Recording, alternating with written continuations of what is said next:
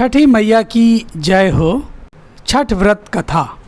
पौराणिक मान्यता के अनुसार राजा प्रियव्रत और उनकी पत्नी मालिनी संतान सुख से वंचित थे। इस बात से राजा रानी काफ़ी दुखी रहते थे।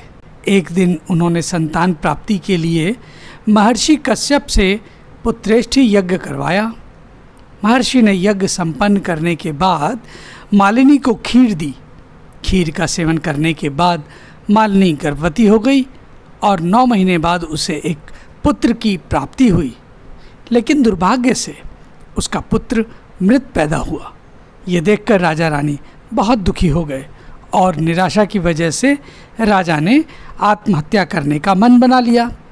परंतु जैसे ही राजा आत्महत्या करने लगे तो उनके सामने भगवान की मानस पुत्री देवसेना प्रकट हुई और उन्होंने कहा कि मैं षष्ठी देवी हूँ और मैं लोगों को पुत्र सुख प्रदान करती हूँ। जो भी व्यक्ति सच्चे मन से मेरी पूजा करता है उसकी मैं सभी मनोकामनाएं पूर्ण करती हूँ। यदि राजन तुम मेरी विधि विधान से पूजा करोगे तो मैं तुम्हें पुत्र रत्न प्राप्ति का वरदान दूंगी। देवी के कहे अनुसार राजा प्रियव्रत ने कार्तिक शुक्ल की षष्ठी तिथि को देवी षष्ठी की पूजा की। इस पूजा के फलस्वरूप रानी मालिनी एक बार फिर से गर्भवती हुई और ठीक 9 महीने के बाद उन्हें एक सुंदर पुत्र की प्राप्ति हुई। कहते हैं तभी से छठ पर्व मनाए जाने की परंपरा की शुरुआत हुई। इस पर्व से जुड़ी एक और कथा है जिसके अनुसार महाभारत काल में जब जुए में पांडव अपना सारा राजपाट हार गए थे तब द्रौपदी ने छठ व्रत रखा था। द्रौपदी के व्रत से प्रसन्न होकर षष्ठी देवी ने पांडवों को उनका राजपाट वापस दिला दिया था।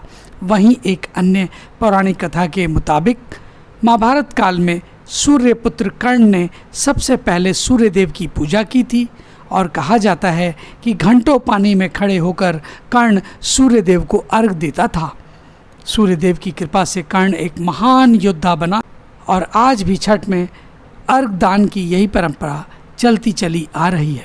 तो दोस्तों, ये थी महापर्व छठ से संबंधित कुछ महत्वपूर्ण पौराणिक कथाएं। आपको कैसी लगी कृपया अपनी राय कमेंट बॉक्स में लिखकर बताएं।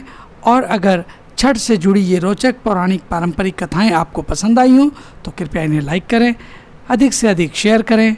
हमारे इस चैनल को भी कृपया सब्सक्राइब करना ना भूलें। इन्हीं सब के साथ आपका धन्यवाद। छठी मैया की जय हो।